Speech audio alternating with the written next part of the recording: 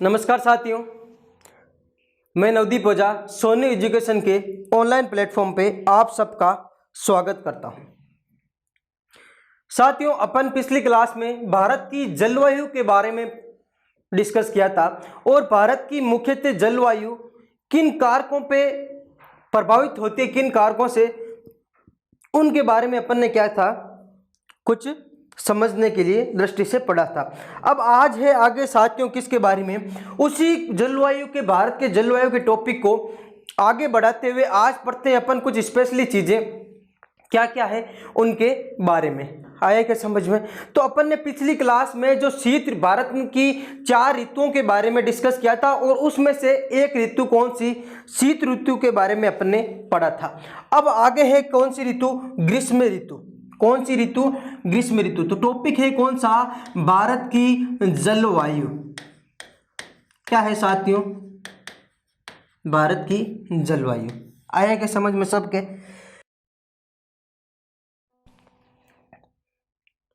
भारत की जलवायु में आज जो ऋतु लेनी है अपन को, वो लेनी है ग्रीष्म ऋतु। कौन सी साथियों? ग्रीष्म ऋतु। कौन सी ऋतु लेनी है? ग्रीष्म ऋतु। देखिए दूसरी ऋतु, शीत ऋतु के पढ़ने के बाद अगला है किसका, ग्रीष्म ऋतु का। कब से कब तक है ये? 15 मार्च से कब तक है? 15 जून तक। 15 मार्च से 15 जून तक। देखिए ग्रीष्म ऋतु में क्या होता है उसके बारे में। 22 दिसंबर के बाद क्या होता है, सूर्य की किरणें मकर रेखा से वापस हटती हुई विषुवत रेखा के लंबवत चमकना स्टार्ट कर देती है। और क्या साथियों, उत्तरी भारत में तापमान में बढ़ोतरी होने लग जाती है। कब साथियों? मार्च के बाद में। कब? 21 मार्च के बाद में क्या होता है, उत्तरी जो भारत है उसमें तापमान में बढ़ोतरी होने लग जाती है और 21 जून को सूर्य की किरणें कर्क रेखा पर क्या पड़ती है, सीधी पड़ती है। कर्क रेखा पर सीधी पड़ती है, जिस कारण से उत्तर भारत में भयंकर गर्मी आती है। क्या आती है? उत्तर भारत में गर्मी आती है, जिस कारण से धूल भरी आंधियां भी चलती है और जिसे स्पेशली आंधी चलती है मरुस्थल में, जिसे अपन लू का नाम दिया गया है। क्या बोलते हैं अपन? लू बोलते हैं। ग्रीष्म ऋतु में होता क्या है, जो इसके लिए गर्म हवाएं चलती है, ये जो शुष्क पवनें चलती है, ये दक्षिणी पूर्वी आर्द्री समुद्री पवनों से मिलने के बाद में कहीं कहीं जगह पे तूफानों की उत्पत्ति होती है और बारिश भी करती है। क्या करती है? कहीं कहीं जगह पर तूफानों की उत्पत्ति होती है तथा बारिश भी करती है। मतलब क्या हुआ देख लो एक बार ग्रीष्म ऋतु का। ग्रीष्म ऋतु में क्या होता है,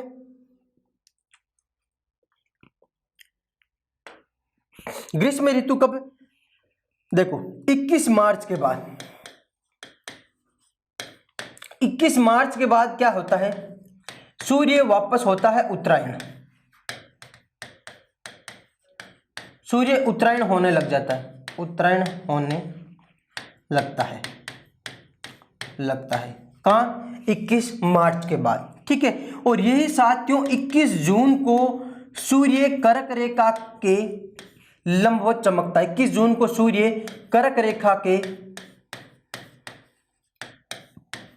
लंबवत चमकता है। क्या होता है? लंबवत चमकता है।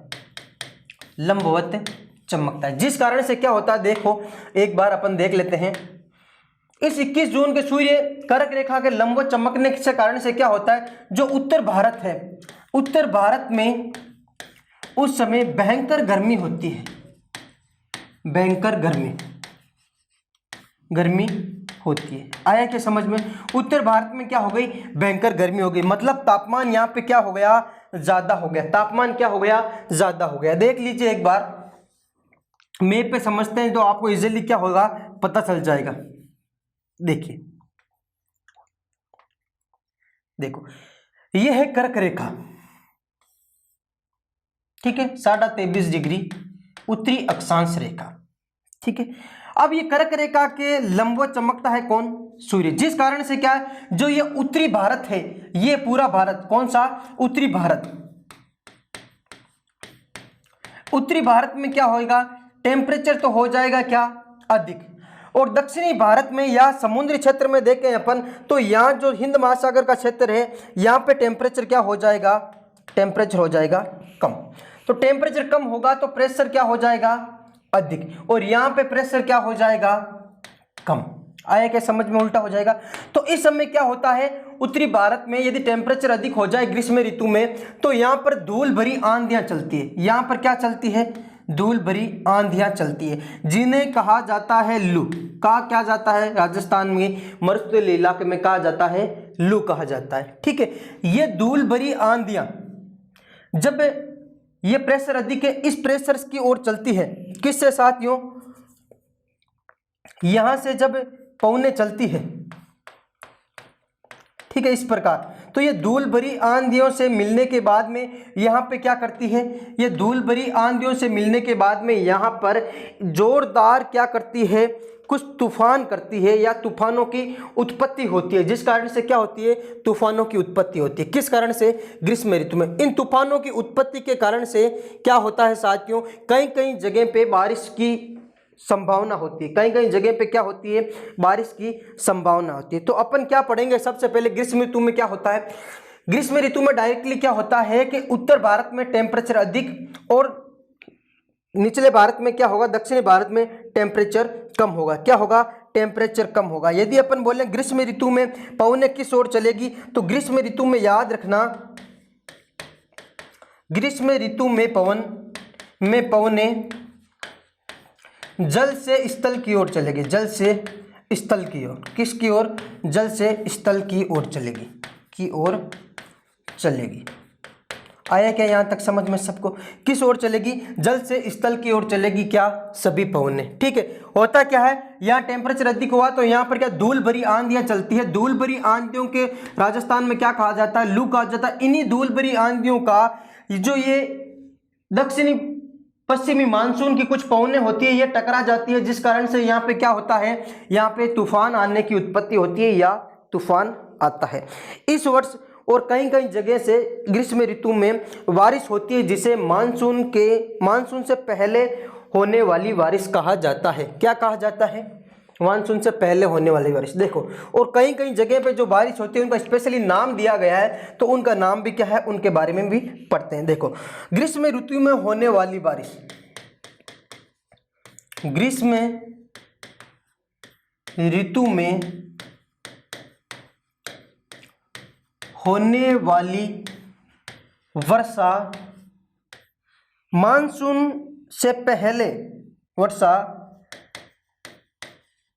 मानसून से पहले होने वाली वर्षा कहलाती है। पहले होने वाली, मानसून से पहले होने वाली वर्षा कब होती है, ग्रीष्म ऋतु में पहले होने वाली वर्षा कहलाती है। आया क्या सबको समझ में, कहलाती है। लेकिन ये वर्षा क्या होती है साथियों, इस वर्षा से उत्तर भारत में नुकसान होता है लेकिन दक्षिण भारत में फायदा होता है। इस वर्षा जो ग्रीष्म ऋतु में जो बारिश होती है, इसको क्या, उत्तर भारत में तो क्या होता है, इस वर्षा से आप लिख सकते हो, इस वर्षा से उत्तर भारत में तो होता है नुकसान, उत्तर भारत में नुकसान होता है, नुकसान होता है, तथा दक्षिण भारत में, उत्तर भारत में नुकसान होता है लेकिन दक्षिण भारत में फायदा होता है, फायदा होता है। कब, ग्रीष्म ऋतु में जो वर्षा होती है उससे। ठीक है, अब कुछ स्पेशली नाम है, इस ऋतु में होने वाली वर्षा के अलग अलग नामों से जाना जाता है। देखो, अलग अलग जगह पे अलग अलग नामों से जाना जाता है। इस ऋतु में होने वाली वर्षा को अलग अलग जगह पे अलग अलग नामों से जाना जाता है। इस ऋतु में होने वाली वर्षा, होने वाली वर्षा को अलग अलग नामों से जाना जाता है, अलग अलग नामों से जाना जाता है, जाना जाता है। देखो, वो अलग अलग कौन कौन से नाम हैं जो स्पेशली राज्यों के अनुसार दिए गए हैं। तो देखो, जो इस समय ग्रीष्म ऋतु में बारिश होती है कर्नाटक में, ग्रीष्म ऋतु में, उसको बोलते हैं कॉफी वर्षा। क्या नाम दिया गया है, कॉफी वर्षा, या इसी को बोलते हैं चेरी ब्लॉसम वर्षा। क्या नाम है? चेरी ब्लॉसम वर्षा। क्या नाम है? चेरी ब्लॉसम वर्षा, या इसी को बोलते हैं फूलों की बौछार। क्या बोलते हैं? फूलों की बौछार। जो कॉफी या कहवा के लिए क्या है? कॉफी तथा कहवा के लिए महत्वपूर्ण बारिश होती है ये, इसलिए इसे बोला जाता है क्या? कॉफी वर्षा या चेरी ब्लॉसम। आया क्या समझ में? महाराष्ट्र में इस समय जो बारिश होती है उसको बोलते हैं आम्र वर्षा। क्या बोलते हैं? आम्र वर्षा, या इसी को क्या? मैंगो सावर। क्या बोलते हैं? मैंगो सावर। आया क्या समझ में? पश्चिम बंगाल में जो इस समय वर्षा होती है उसे बोलते हैं काल वैसाखी। क्या नाम दिया गया है? काल वैसाखी। क्या नाम दिया गया है साथियों? काल वैसाखी, या इसी को बोलते हैं नार्वेस्टर। क्या? नार्वेस्टर। और असम में जो इस समय बारिश होती है ग्रीष्म ऋतु में उसे बोलते हैं चाय वर्षा या टी सावर। क्या साथियों? टी सावर, या फिर बोर्डो चिल्लो। याद रखना, बोर्डो चिल्ला वर्षा। ठीक है, ये स्पेशली नाम है जो ग्रीष्म ऋतु में अलग अलग राज्यों में बारिश होती है उनके। आया क्या समझ में? तो देख लीजिए एक बार वापस ग्रीष्म ऋतु में क्या होता है। ग्रीष्म ऋतु है साथियों 15 मार्च से 15 जून के बीच में। अपन ने देखा था क्या साथियों, जब घूर्णन गति पड़ी थी ऋतुओं का आगमन के बारे में, तो यहाँ पर 21 मार्च है। 21 मार्च को सूर्य की किरणें विषुवत रेखा के लंबवत पड़ती है। 21 मार्च के बाद में क्या होता है साथियों? सूर्य का उत्तरायण होना स्टार्ट हो जाता है, मतलब कर्क रेखा के लंबवत चमकना स्टार्ट हो जाती है। और ये लंबवत कब चमकती है? 21 जून को चमकती है। कब चमकती है? 21 जून को। जिस कारण से उत्तरी गोलार्ध में जिस कारण से क्या होगा? उत्तरी भारत में क्या हो जाएगा? तापमान अधिक होगा, और दक्षिण भारत में तापमान क्या हो जाएगा? दक्षिण भारत का मतलब हो गया जो समुद्री इलाका है हिंद महासागर का, यहाँ पर यह तापमान क्या हो जाएगा? इस समय कम हो जाएगा। आया समझ में? जिस कारण से यहाँ पर ग्रीष्म ऋतु में उत्तरी भारत में क्या है? धूल भरी आंधियां चलती है, और ये धूल भरी आंधियां जब आर्द्र पवनों से क्या है? टकराती है, तो यहाँ पर तूफान आने की संभावना हो जाती है। क्या आ जाती है? तूफान आने की संभावना हो जाती है। और इन्हीं तूफानों के कारण से भारत में किन्हीं किन्हीं जगहों पे वर्षा होती है। उन वर्षा में से उत्तर भारत में होने वाली जो वर्षा है वो क्या है? नुकसान करती है, लेकिन दक्षिण भारत में होने वाली वर्षा क्या करती है? फायदा करती है। और उन्हीं फायदों को अलग अलग नाम दिया गया है। कर्नाटक में अलग नाम, महाराष्ट्र में अलग नाम, और क्या साथियों? पश्चिम बंगाल में अलग नाम, और क्या हो गया? आसाम में या असम में क्या है? असम में अलग नाम दिया गया। असम में बोलते हैं चाय वर्षा या बोर्डो चिल्लो। पश्चिम बंगाल में काल वैसाखी। डायरेक्टली क्वेश्चन आ सकता है कि पश्चिम बंगाल में होने वाली काल वैसाखी वर्षा किस ऋतु में होती है? तो याद रखना ग्रीष्म ऋतु में। किस ऋतु में? ग्रीष्म ऋतु में। या फिर आपको पूछा जाए महाराष्ट्र में ग्रीष्म ऋतु में होने वाली वर्षा को क्या बोलते हैं, तो आप बताओगे आम्र वर्षा या मैंगो सावर बोलते हैं। क्या बोलते हैं? आम्र वर्षा या मैंगो सावर बोलते हैं। आया क्या यहाँ तक समझ में सबके? आया क्या? तो ये हो गई किसके बारे में हो गया?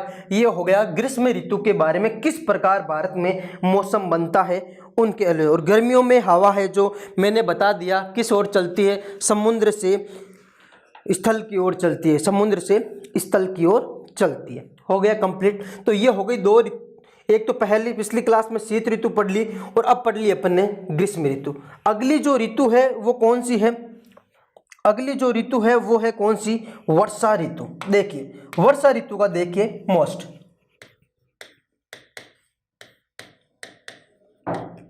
देखिए वर्षा ऋतु का देखें तो कब से कब तक है? ये है 15 जून से 15 सितंबर तक। कब तक है? 15 जून से 15 सितंबर तक क्या है? वर्षा ऋतु आती। इस ऋतु में मानसूनी हवाएं दक्षिण भारत से उत्तर भारत की ओर चलती है। इस समय क्या होती है? मानसून की जो हवाएं हैं दक्षिण भारत से किस ओर चलती है? उत्तर भारत की ओर चलती है। ये हवाएं दक्षिणी पश्चिमी दिशा में चलने के कारण इन्हें बोलते हैं दक्षिण पश्चिम मानसून। और ये पौने मार्ग में पड़ने वाले बादलों को धकेलकर पूरे भारत में वर्षा कराती है। क्या करती है? पूरे भारत में वर्षा कराती है। देखो, और इस ऋतु में दो शाखाएं हैं, इस ऋतु की दो शाखाएं, एक तो है बंगाल की खाड़ी की शाखा और दूसरी है अरब सागर की शाखा। दोनों के बारे में देखो पढ़ते हैं। तो अपन ने सबसे पहले पढ़ा कि इस ऋतु में क्या है, तो इस ऋतु में मानसूनी हवाएं, अपन बोल सकते हैं इस ऋतु में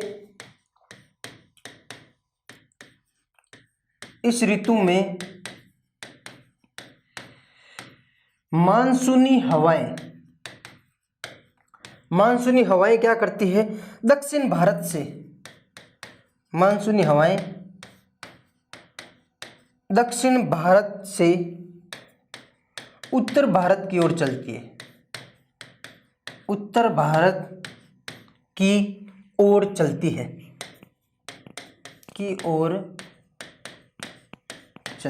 आया क्या समझ में? दक्षिण भारत से उत्तर भारत की ओर चलती है और ये हवाएं दक्षिणी पश्चिमी दिशा में होने के कारण इनको बोला जाता है दक्षिणी पश्चिमी मानसून। इन्हें क्या बोला जाता है? दक्षिणी पश्चिमी मानसून।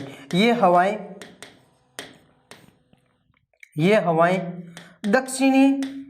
दक्षिण पश्चिम दिशा से चलने के कारण, दक्षिण पश्चिम दिशा से चलने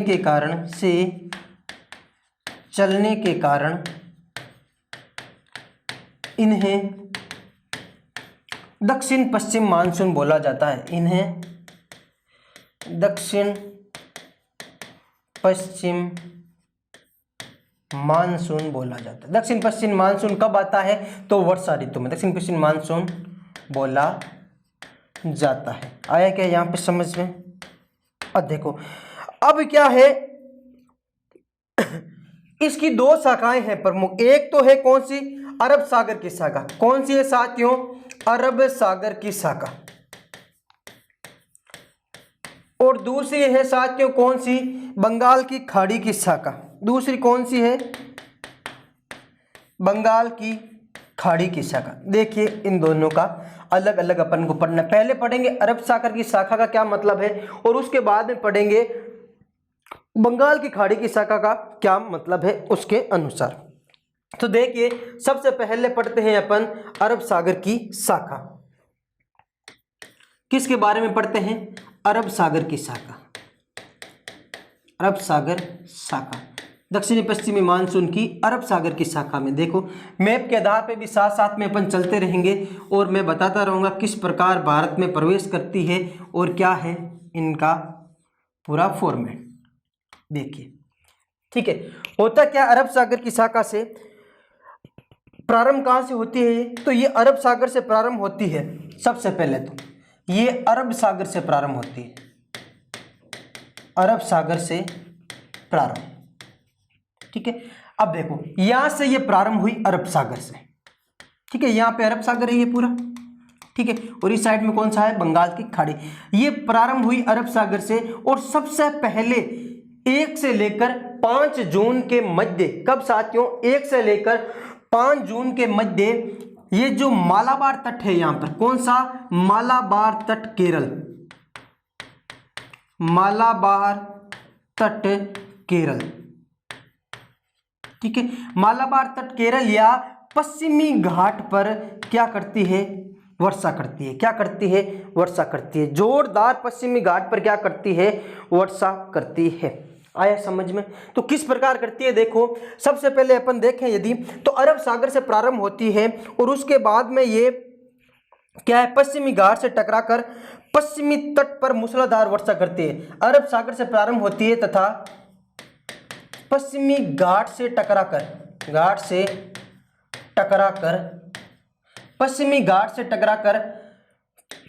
पश्चिमी तट पर वर्षा करती है। पश्चिमी तट पर मूसलाधार वर्षा करती है। मूसलाधार वर्षा करती है। कहां पर? यहां पश्चिमी तट पर मूसलाधार वर्षा करती है। कौन सी? सबसे पहले अरब सागर की शाखा। और कब आ जाती है ये? तो वर्षा करती है, जिसे क्या बोलते हैं? मानसून का प्रस्फुटन कहा जाता है। जिसे क्या कहा जाता है? मानसून का प्रस्फुटन। मानसून का प्रस्फुटन कहा जाता है। आया क्या सबको समझ में? यहाँ तक देखो, अरब सागर की जो शाखा है ये सर्वप्रथम 1 से लेकर 5 जून के मध्य,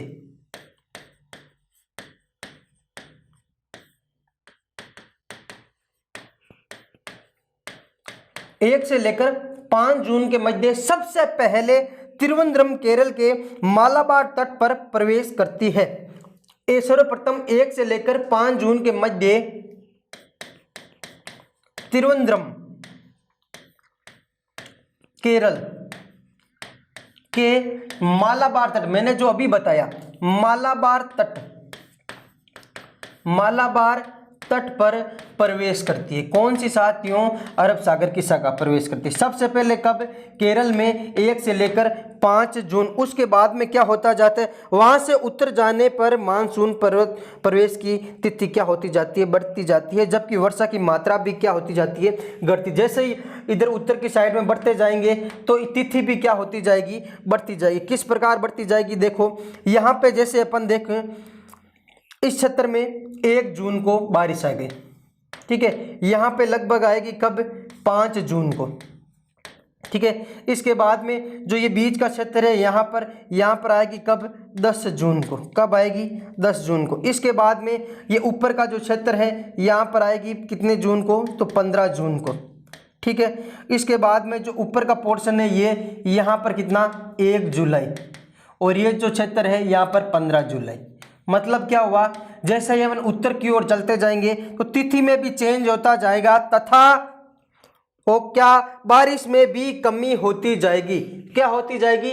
तिथि में भी चेंज होता जाएगा तथा बारिश में भी कमी होती जाएगी। आया क्या समझ में सबके?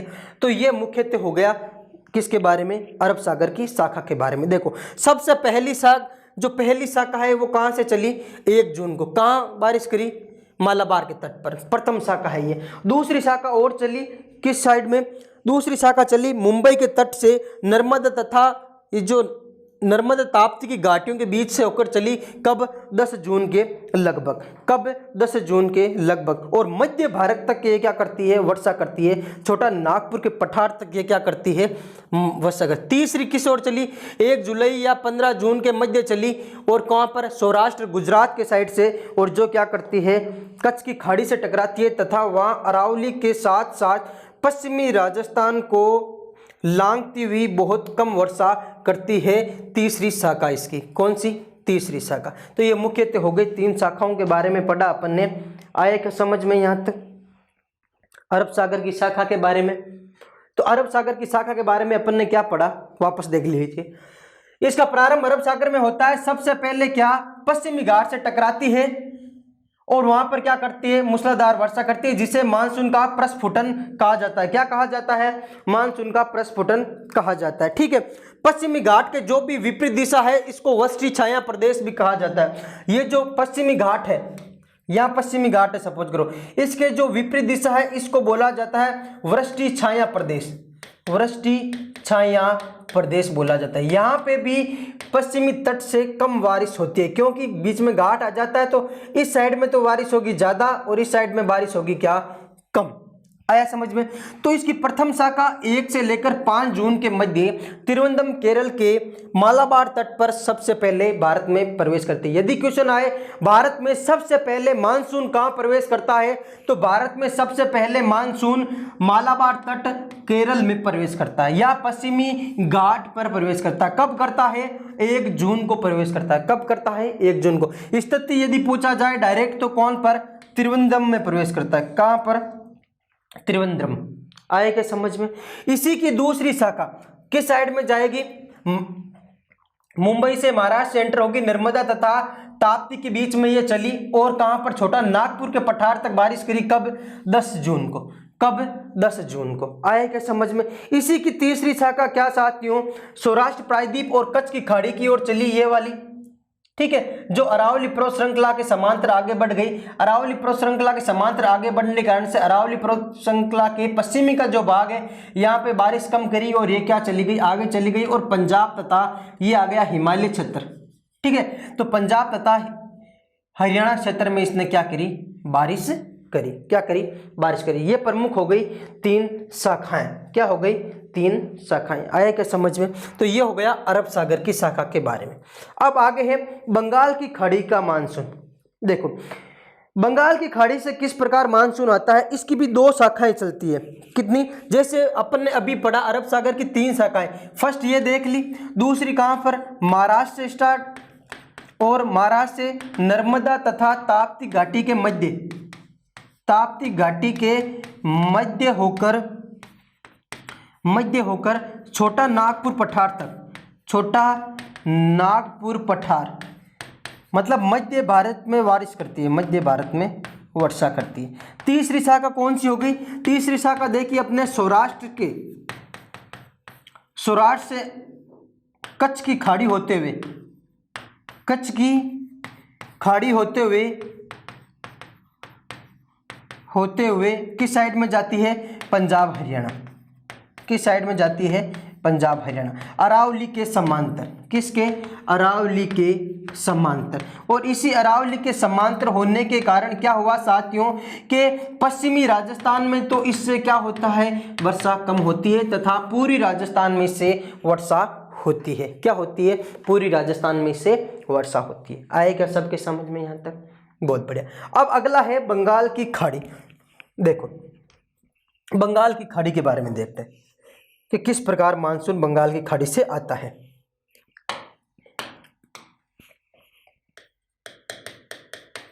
बंगाल की खाड़ी मानसून, देखिए बंगाल की खाड़ी का मानसून के बारे में यदि अपन देखें तो किस प्रकार ये आता है उनका थोड़ा सा डिस्कस करते हैं। तो मुख्यतः रूप से यहाँ से भी 2 शाखाएं निकलती हैं। देखो ये इसकी उत्पत्ति अपन ने देख लिया कहाँ से होती है, नाम से पता चल रहा है बंगाल की खाड़ी से होती है। और प्रथम शाखा देखो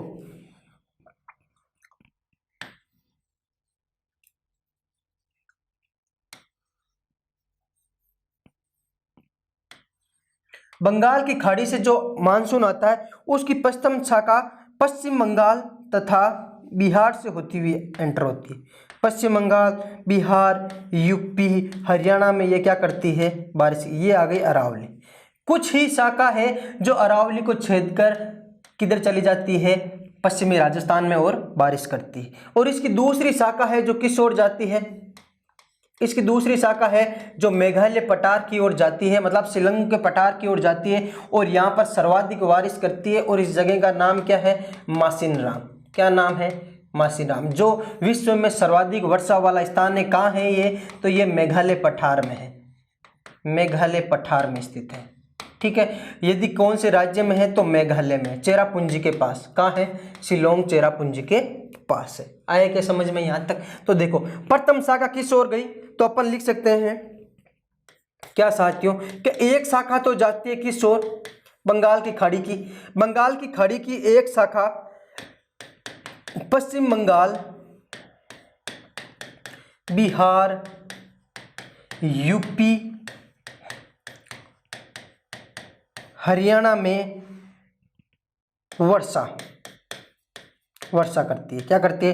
यूपी हरियाणा में वर्षा करती है। वे समुद्र की दूरी बढ़ने के साथ साथ वर्षा की भी कमी होती जाती है। वर्षा करती है तथा समुद्र से दूरी बढ़ने के साथ, समुद्र से दूरी बढ़ने के साथ वर्षा में भी कमी आती है। वर्षा में भी कमी आती है। मतलब क्या हुआ देख लो। मतलब पश्चिम बंगाल से ये शाखा एंटर करी तो मतलब यहाँ पर बारिश क्या करी? ज्यादा करी। उसके बाद में बिहार में थोड़ी और कम, उसके बाद में यूपी में कम, हरियाणा में कम, और राजस्थान में आते आते क्या है? ये अरावली से टकराती है और अरावली से कुछ ही भाग किस ओर चला जाता है? पश्चिम की ओर। जैसे बहुत कम बारिश करती है पश्चिमी राजस्थान में। किस राजस्थान में? पश्चिमी राजस्थान में। एक तो शाखा है ये, और एक दूसरी शाखा है जो किस ओर चलती है। देखो इसकी दूसरी शाखा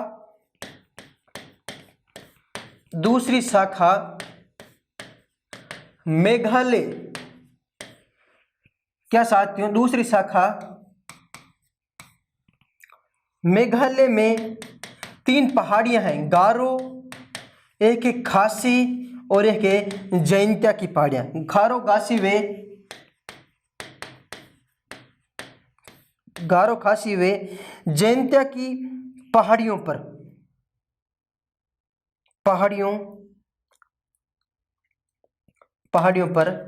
वर्षा करती है। तो इन गारो खासी तथा जैंतिया की पहाड़ियों पर क्या है, दक्षिणी पश्चिमी मानसून भी वर्षा करता है। ठीक है, और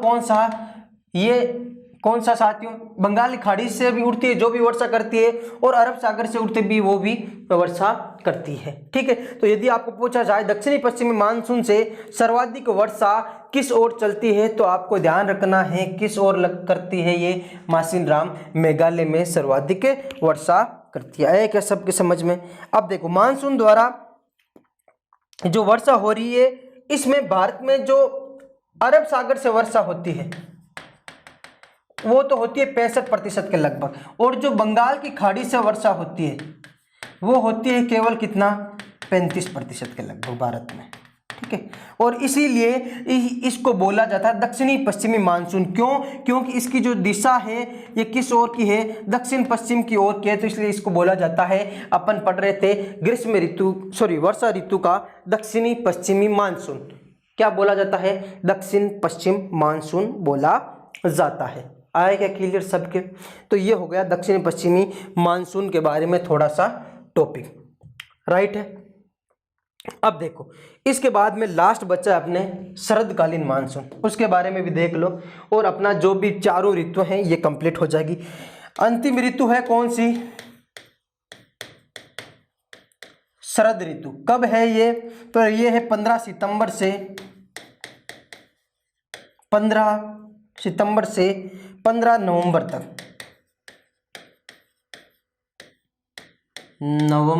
तक। आया क्या सबके समझ में आया? देखो, इसका क्या फॉर्मेट है, वर्षा ऋतु के बाद में इसका आगमन होता है। किसका? इसका वर्षा ऋतु के बाद आगमन होता है। इसीलिए इसको बोला जाता है लौटते हुए मानसून का काल। क्या बोला जाता है? लौटते हुए मानसून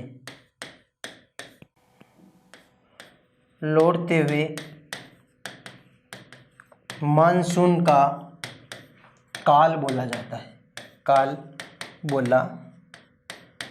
है। आ गया यहाँ तक सबके समझ में? ठीक है, इस ऋतु में दक्षिणी पश्चिमी मानसून से अचानक लौटने से ऋतु क्या हो जाती है, परिवर्तन हो जाती है, और पवनें भी इस ऋतु में किस ओर चलती है? इस ऋतु में पवनें वापस चलती है किस ओर? स्थल से किस ओर? जल की ओर। स्थल से जल की ओर चलती है। किस ओर चलती है?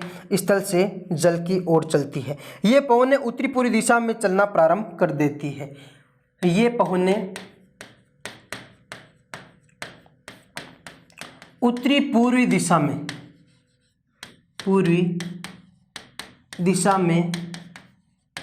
चलना प्रारंभ कर देती है।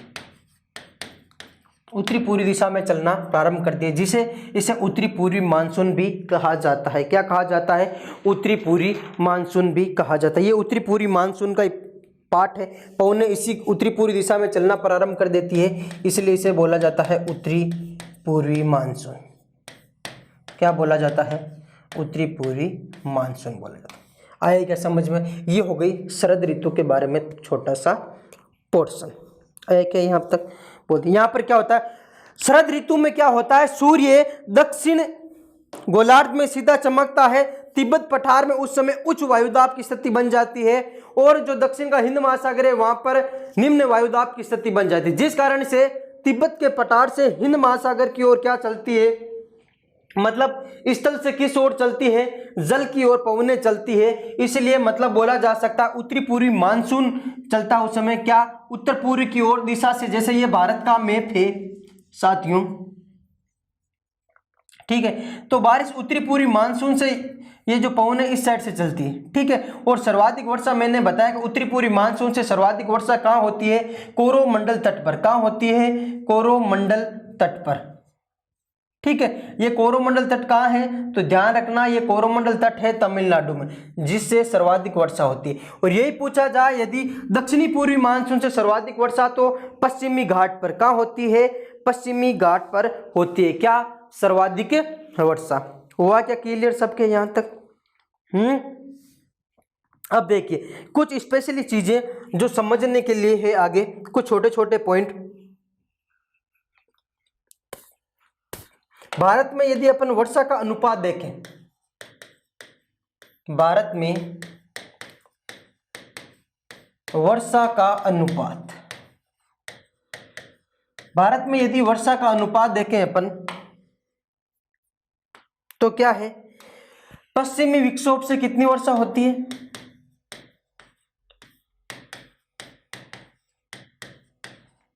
ठीक है। दूसरा, मानसून पूर्व कितनी वर्षा होती है, मानसून पूर्व चक्रवाती वर्षा। एक है कौन सी, दक्षिणी पूर्वी मानसून से, सॉरी दक्षिणी पश्चिमी मानसून से कितनी वर्षा होती है, दक्षिणी पश्चिमी मानसून से कितनी वर्षा होती है। एक है प्रत्यावर्ती वर्षा, जो सर्दियों में, प्रत्यावर्तित मानसून वर्षा, देख लीजिए इन चारों का। पश्चिमी विक्षोभ से लगभग 3% वर्षा होती है, कितनी, लगभग 3%। और चक्रवाती या मानसून पूर्व वर्षा भारत में होती है लगभग 10% टोटल वर्षा का।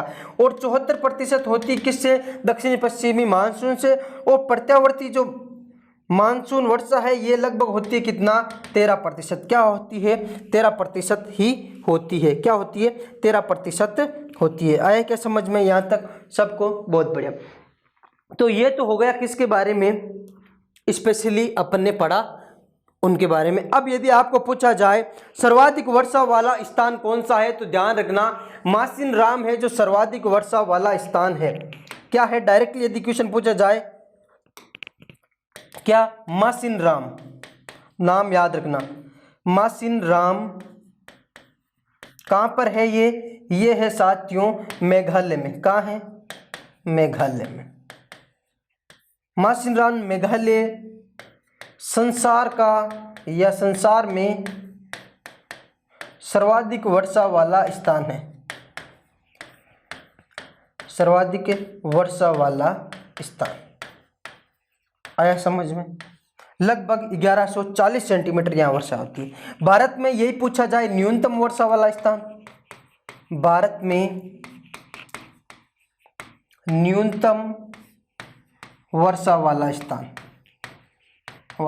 स्थान, तो एक तो है कौन सा, लेह, ठीक है। और एक आता है अपने राजस्थान का जैसलमेर, जो सबसे कम वर्षा होती है, ठीक है। जैसलमेर से भी कम कहाँ पर, लेह में। आया क्या समझ में याद? भारत की 80% से अधिक वर्षा जून से लेकर दिसंबर के महीने में हो जाती है।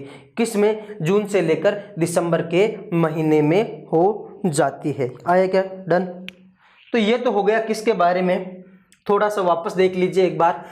भारत की जलवायु पढ़ रहे थे अपन, और भारत की जलवायु में 3 ऋतुएं पढ़ी आज अपन ने, ग्रीष्म ऋतु और कौन सी, ग्रीष्म ऋतु के बाद में शरद ऋतु और वार्षिक ऋतु के बाद। ग्रीष्म ऋतु का क्या है फॉर्मेट, ग्रीष्म ऋतु में धूल भरी आंधियां चलती है तथा कुछ पवनें, आर्द्रता वाली पवनें इनसे टकराती है, जिनके कारण से कुछ बारिश करती है।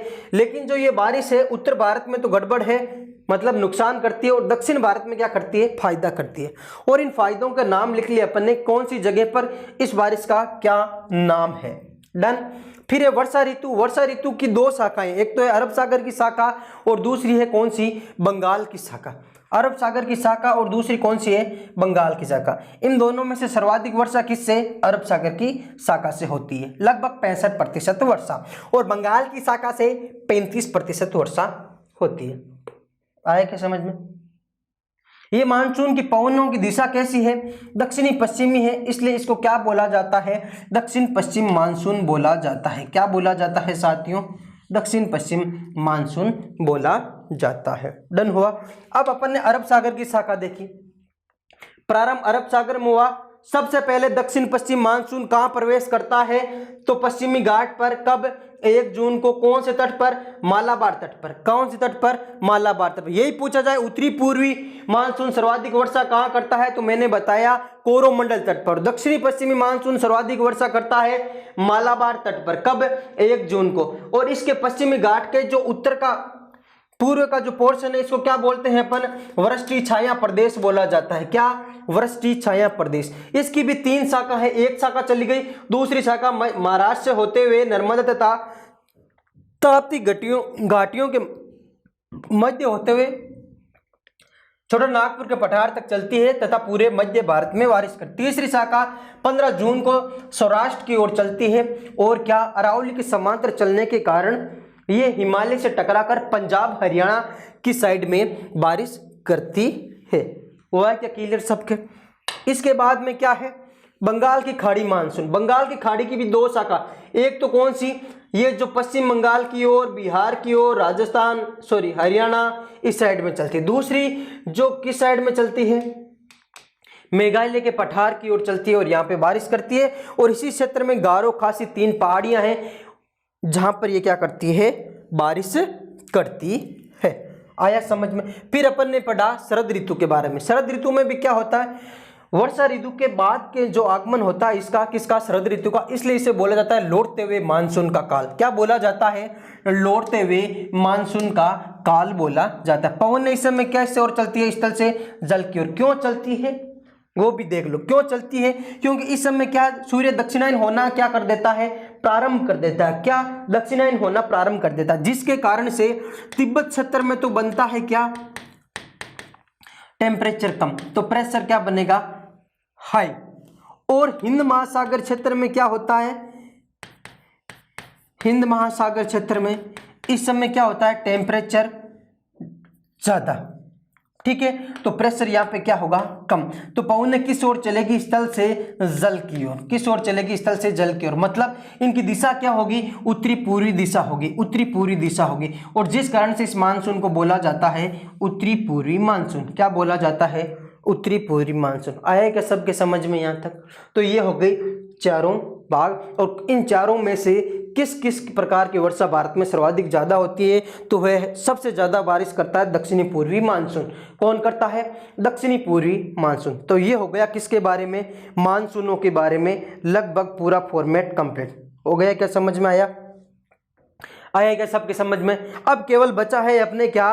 कोपेन का जलवायु वर्गीकरण। कोपेन ने किस प्रकार जलवायु का वर्गीकरण किया उनके बारे में केवल अपन को पढ़ना है। बाकी अपन ने सब क्या कर लिया? जलवायु के अंतर्गत सभी कार्य कंप्लीट कर लिए। हुआ डन?